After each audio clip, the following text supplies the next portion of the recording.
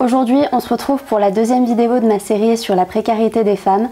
Mais d'abord, comme ma boutique est ouverte exceptionnellement depuis quelques jours déjà et encore jusqu'au 25 novembre, je vais vous mettre quelques images de ce que vous pouvez trouver sur mon shop, sur ma boutique qui est en ligne. Je vous mets aussi le lien dans la description. N'hésitez surtout pas à aller faire un tour si vous cherchez, je sais pas, des cadeaux pour vos potes féministes pour Noël ou des choses comme ça. Voilà. Ceci étant dit, on va commencer la vidéo. On va donc faire cette deuxième vidéo pour cette série sur la précarité des femmes. La première vidéo de la série traitait des inégalités entre les femmes et je vous invite fortement à aller voir cette première vidéo d'abord avant de regarder celle-ci. Ici on va parler de chiffres, on va parler de statistiques, on va évoquer différents éléments, mais des éléments qui ne permettront pas de prendre la mesure des différences qui peuvent exister au sein même des femmes, des différentes inégalités qu'il peut y avoir au sein même de la classe des femmes. Tout d'abord parce qu'en France, les statistiques ethniques sont interdites, ce qui est bien pratique pour mettre le racisme systémique sous le tapis. Les statistiques au sujet de la condition des femmes trans sont aussi assez rares, donc c'est assez difficile de vraiment le prendre en compte et de le mettre en perspective. En fait, il n'y a pas suffisamment d'informations pour pouvoir réellement mettre ça en perspective avec les chiffres que je vais utiliser aujourd'hui.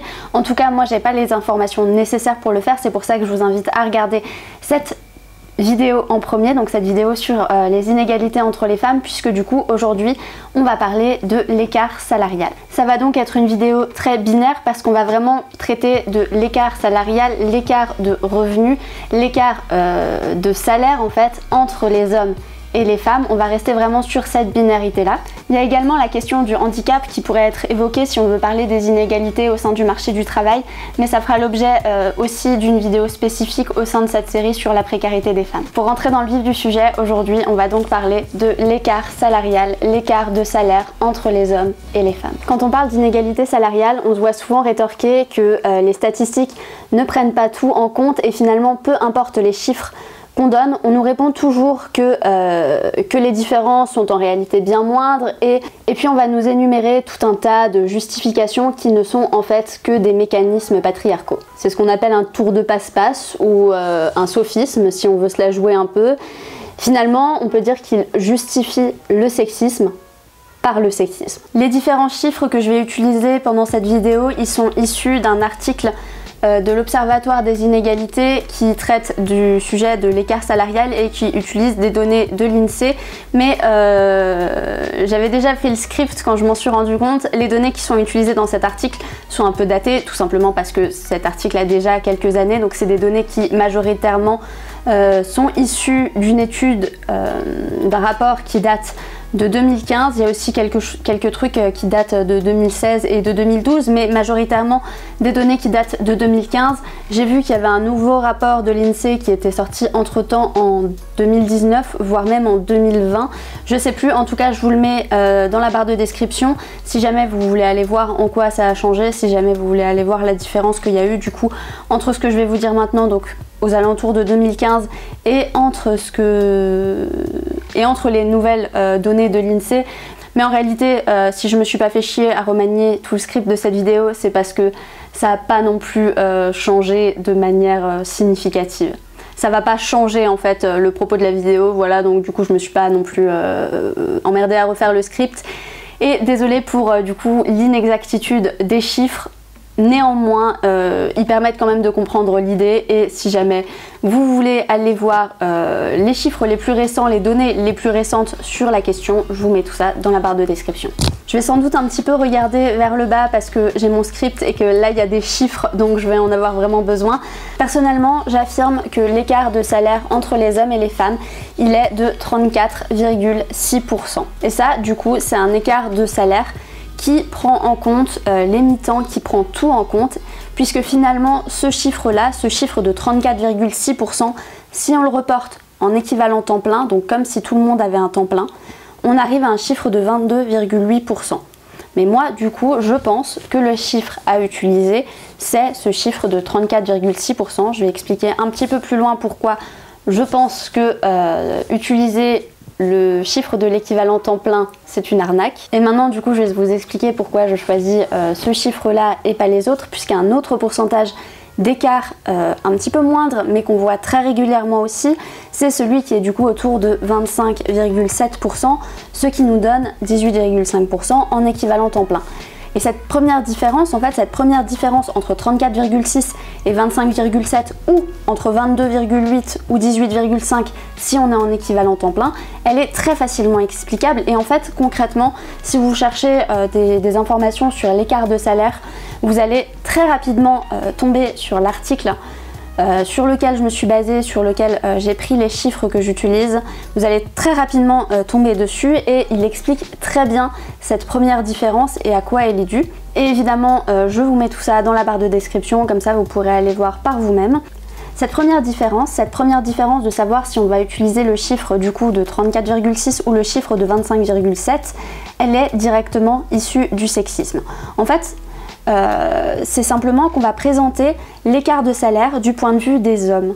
25,7%, c'est tout simplement ce que les femmes touchent de moins que les hommes. On part du salaire des hommes pour calculer le pourcentage de différence. En fait, c'est symptomatique du fait que le monde est fait pour les hommes. Le masculin, c'est la neutralité, les femmes, en fait, elles sont autres, elles sont différentes. C'est d'ailleurs ce que dit Monique Wittig, les femmes sont marquées, le féminin est marqué. Et là, ça se traduit souvent par ça, c'est que notre point de référence, c'est les hommes.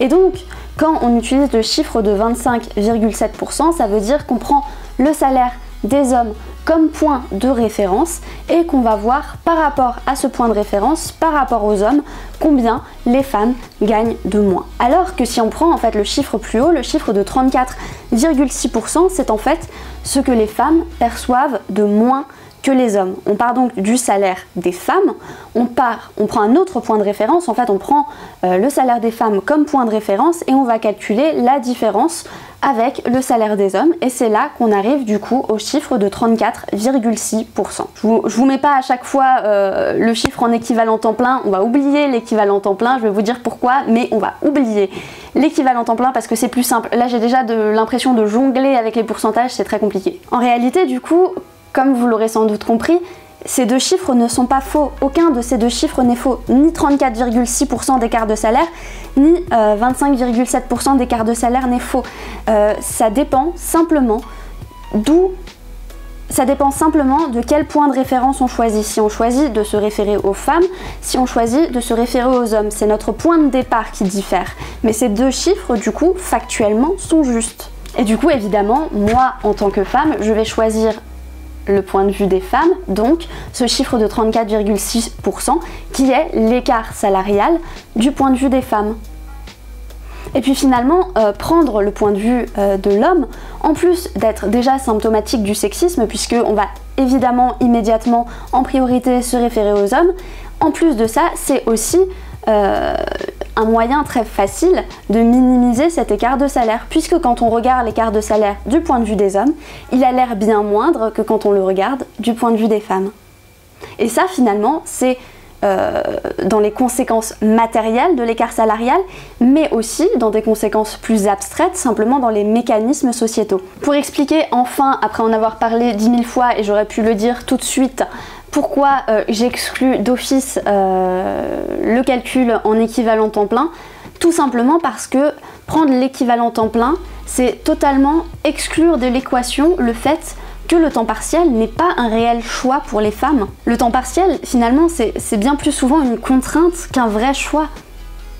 Ou alors c'est un choix qui s'impose de lui-même à cause d'autres contraintes. Déjà, dans un premier temps, simplement, si on se contente d'observer ce qui se passe autour de nous, on se rend compte qu'il y a énormément de métiers, de professions qui sont dites féminines, ou en tout cas qui sont exercées majoritairement par des femmes, qui sont proposées d'office en temps partiel. Si je prends l'exemple simple de la grande distribution, dans la grande distribution, on a quand même une séparation genrée. Par exemple, c'est très souvent des femmes qui vont être caissières et ça va être plus souvent des hommes qui sont en mise en rayon. Et par rapport à ça, par rapport au temps de travail dans ces différents secteurs, on verra bien plus souvent dans la grande distribution proposer d'office des emplois en temps partiel à la caisse et des emplois en temps plein pour la mise en rayon. C'est quand même quelque chose de très courant. Alors peut-être que les gens qui n'ont jamais travaillé dans la grande distribution ne se rendent pas forcément compte, mais c'est le cas aussi dans tout un tas d'autres métiers de ce genre. Et puis évidemment, on pense très rapidement aussi à la question des tâches domestiques, de la charge mentale, du fait de s'occuper des enfants. Si les femmes sont tenues de s'occuper des enfants dans la société, et c'est le cas, puisque les mécanismes patriarcaux font encore aujourd'hui, et franchement je sais pas quel niveau de mauvaise foi il faut pour pouvoir dire le contraire, les femmes aujourd'hui sont contraintes de se charger des enfants et de se charger des tâches domestiques et elles en portent la charge mentale. Je pense que vraiment il faut un sacré niveau de mauvaise foi pour nier ça.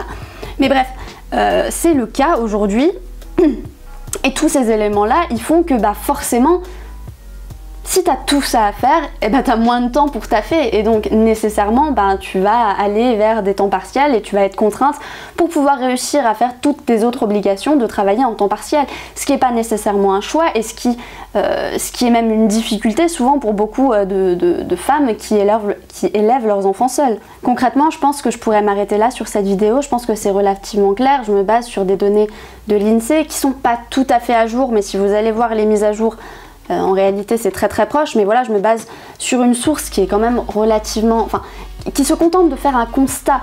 Après, le vrai truc en fait qui est discutable, c'est la manière d'expliquer ces chiffres-là, de les choisir, de choisir lequel on va utiliser, et ça c'est totalement idéologique, mais en soi, ces chiffres d'écart salarial, c'est simplement un constat. Je veux dire, vous pouvez pas dire le contraire, ça existe.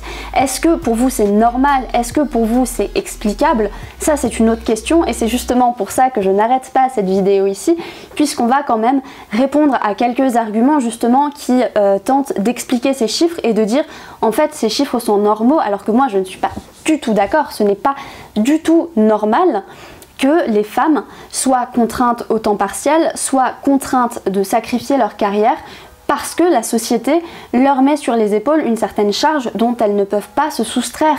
Et voilà, je me suis perdue un petit peu, mais avant d'évoquer du coup ces quelques arguments, vraiment il n'y en a pas beaucoup, hein, ça va plus être très long.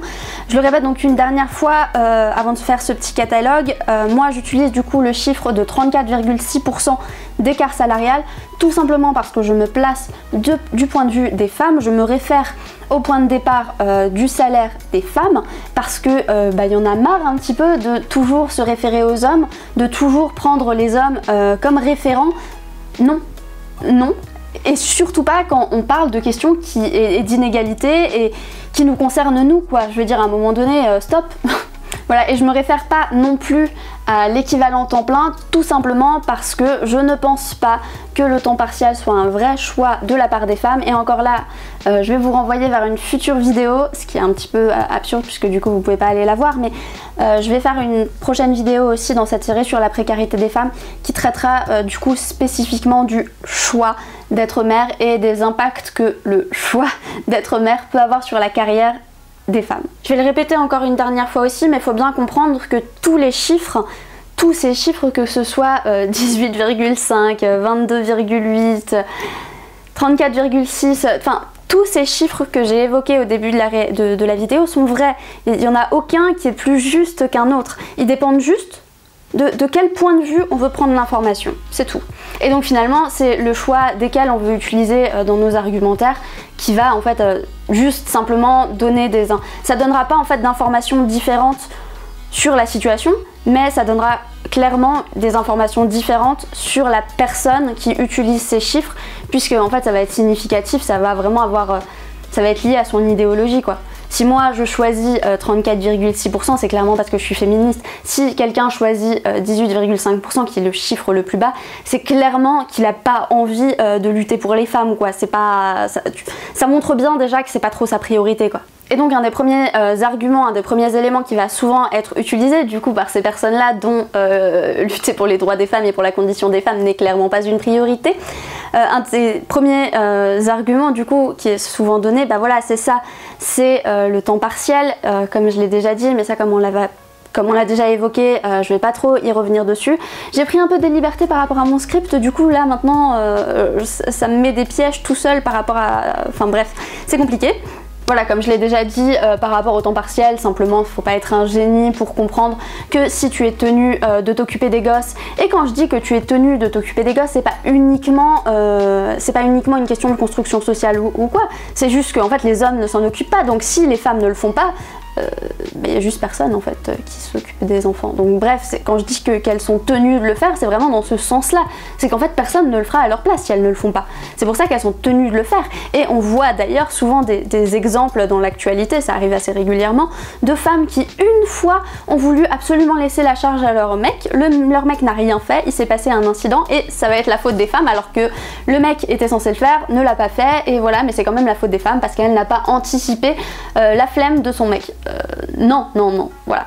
Et du coup, ce que je veux dire par là, c'est que évidemment, si tu es tenu de t'occuper des gosses, des tâches domestiques, de la charge mentale, tout ça, c'est certain en fait que tu as moins de temps pour travailler. Et évidemment, je veux dire, c'est juste de la logique, quoi. Enfin, il y a 24 heures dans une journée. Ensuite, une justification qui est liée toujours plus ou moins à ça, qui est liée en tout cas aux enfants, c'est le congé maternité. En étant en congé maternité, en fait, les femmes sont amputées d'une certaine expérience et d'une certaine ancienneté qui sont très utiles dans l'évolution des carrières dans notre système actuel. Et finalement, ceux qui utilisent ces congés maternité comme excuse, c'est des gens qui vont trouver ça parfaitement normal, qui vont trouver ça normal puisque oh là là, attends, elle a travaillé des mois de moins et compagnie. Mais les gars, la procréation, c'est du travail en fait. C'est un travail et c'est un travail qui est éreintant. On voit qu'ils ne sont pas souvent occupés d'enfants pour pas le savoir, je pense quand même, parce que... Voilà, et pour moi, c'est une inégalité considérable pour les femmes de perdre cette expérience, de perdre cette ancienneté qui a des conséquences à la fois sur le salaire en lui-même, mais aussi finalement sur l'évolution au sein d'une société et tout ça, qui est évidemment lié au salaire, mais qui est lié aussi aux aspirations personnelles. Et voilà, et les femmes se retrouvent amputées de ça à cause du congé maternité. On doit donc, en tant que femme, hein, parce que pour l'instant ça n'a pas été mon cas, mais en tant que femme, on est donc censé se taper la gestation et l'accouchement, les tâches domestiques, la charge mentale, la garde des enfants, mais en plus, nos carrières devraient en souffrir. Non, c'est merveilleux quand même, c'est merveilleux. C'est le beurre, l'argent du beurre et la crèmerie entière. En fait, c'est assez simple, et je dirais pas ça si on n'était pas dans un système capitaliste, mais bon, à un moment donné, il faut se rendre à l'évidence que la fin du capitalisme, c'est pas pour demain, et qu'il y a plein d'avancées qui, même si je suis pas très réformiste, seraient bénéfiques pour survivre jusqu'à ce moment-là, au moins, ce serait déjà pas mal. Voilà, et donc il faudrait que le système ne permette pas finalement que les femmes soient dévalorisées professionnellement, simplement par le fait que nous puissions enfanter. Et finalement, le pire dans tout ça, c'est que même les femmes qui ne veulent pas d'enfants, même les femmes qui n'ont pas d'enfants, même les femmes stériles, sont impactées par les conséquences de tout ça. Et en soi, c'est déjà assez violent quand même, comme idée.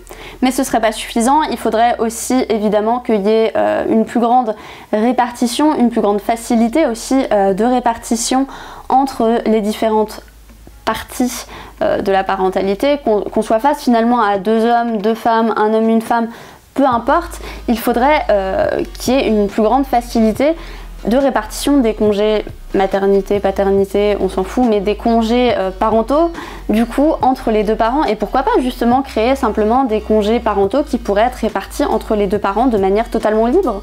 Et puis évidemment, il est totalement nécessaire qu'à la naissance, il y ait un certain nombre de jours, voire de semaines, voire même éventuellement de mois, où les 2 parents sont avec l'enfant. Et finalement, je suis assez choquée que par rapport à ça, il y ait une opposition, alors qu'il y ait une opposition genre du MEDEF, des sénateurs ou que sais-je, qu'il y ait une opposition politique, ça je veux bien l'entendre.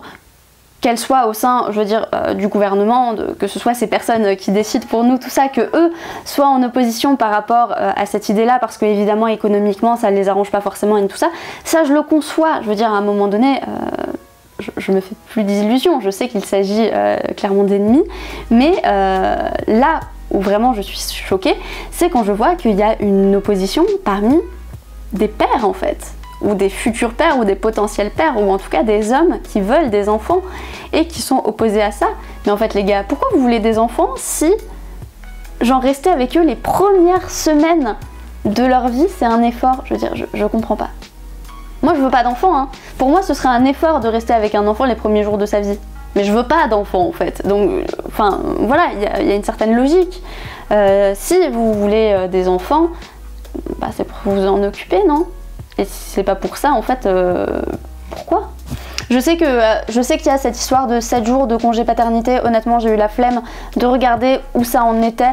Surtout que j'estime que c'est pas non plus une avancée incroyable. En admettant que ce soit déjà passé et mis en place, c'est pas une avancée incroyable. C'est clairement pas 7 malheureux jours qui vont changer quoi que ce soit et qui vont permettre aux femmes d'avoir une évolution positive, clairement pas, donc voilà, je vais même pas parler de ça, ou j'en parlerai peut-être éventuellement quand même dans la prochaine vidéo qui traitera spécifiquement, la prochaine vidéo de la série sur la précarité des femmes qui traitera spécifiquement du choix d'être mère.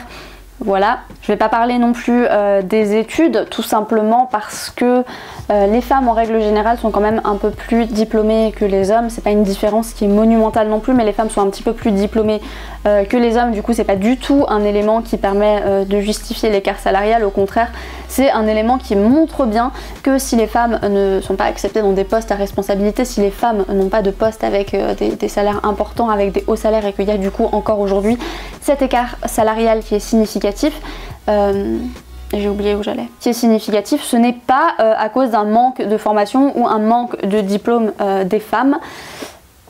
C'est d'autres raisons qu'il faut chercher, d'autres raisons qui sont évidemment les mécanismes patriarcaux, tout ça, tout ça. Et puis le dernier argument, ou plutôt non-argument dont je voulais parler, c'est le fait de demander des augmentations, des arguments, non-arguments, tout ce que vous voulez, des justifications à l'écart de salaire qui sont souvent données par les masculinistes.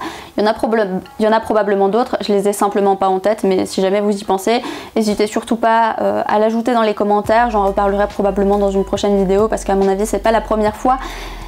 Parce qu'à mon avis, c'est pas la dernière fois qu'on parle d'écart de salaire ici. À mon avis, on en reparlera. Pas de manière aussi générale, mais ça m'étonnerait pas que ça revienne à un moment donné sur le tapis. Donc si vous avez d'autres arguments en tête, n'hésitez pas à me les donner, on en reparlera. Sinon, pour le dernier justement que je voulais évoquer, c'est cette histoire de demande d'augmentation, le fait que les femmes demandent moins d'augmentation que les hommes. Je vais pas du tout essayer de renier ça. A priori, c'est une étude qui le montre. Là, j'ai eu la flemme de la chercher, j'avoue, mais je dis là à la moitié du montage qu'il faudra la chercher, et si je la trouve, je vous la mettrai dans la barre de description. Toujours est-il que a priori il y a une étude, et c'est en tout cas une justification qui est souvent donnée, que les femmes demandent moins d'augmentation que les hommes, et je ne vais pas nier ça, tout simplement parce que en fait les femmes dans la société patriarcale sont éduquées, sont construites socialement pour être plutôt discrètes, pour être invisibles, pour prendre peu de place, et en règle générale, le courage et l'audace, c'est plutôt des qualités, c'est plutôt des valeurs qui sont vues comme masculines, ou en tout cas qui sont plutôt appris aux garçons qu'aux filles, et c'est ça qui est en jeu en l'occurrence. C'est simplement que dû à leur éducation, dû à la manière dont on est éduqué, les femmes vont avoir moins tendance à demander des augmentations, c'est moins dans notre tempérament. Et puis il faut pas oublier non plus, au-delà de ces questions qui peuvent être perçues comme un petit peu abstraites, dans un monde du travail qui montre continuellement aux femmes qu'elles ne sont pas à leur place, que ce soit via des petites remarques acerbes, que ce soit via du harcèlement, que ce soit via le maintien au temps partiel, ou alors via la manière dont est perçu le congé maternité, et évidemment via tout simplement l'écart de salaire, on montre aux femmes qu'elles ne sont pas les bienvenues dans le monde du travail, et évidemment ça devient beaucoup plus difficile de demander une augmentation quand on te fait comprendre H24 que tu n'es pas à ta place. À ta place. Voilà, c'est là-dessus que je voulais m'arrêter. Il me semble que j'ai peut-être réussi à faire un petit peu plus court que d'habitude. Si cette vidéo vous a plu, comme d'habitude, n'hésitez surtout pas à vous abonner, à activer la cloche si vous voulez louper aucune des vidéos. J'en sors quand même relativement régulièrement. J'essaye de faire 2 par semaine. Là, il y en a une qui a sauté, il y en aura qui sauteront régulièrement, mais j'essaye d'en faire 2 par semaine. N'hésitez surtout pas non plus à aller voir mon shop que je vous mets dans la description, qui sera encore ouvert jusqu'au 25 novembre. Voilà, si vous voulez faire des cadeaux à vos proches féministes, c'est potentiellement l'occasion. Il reviendra en janvier, mais pas avant. Et voilà, je vous laisse là-dessus. Et on se dit à bientôt. On se retrouve jeudi pour un studio vlog, je pense.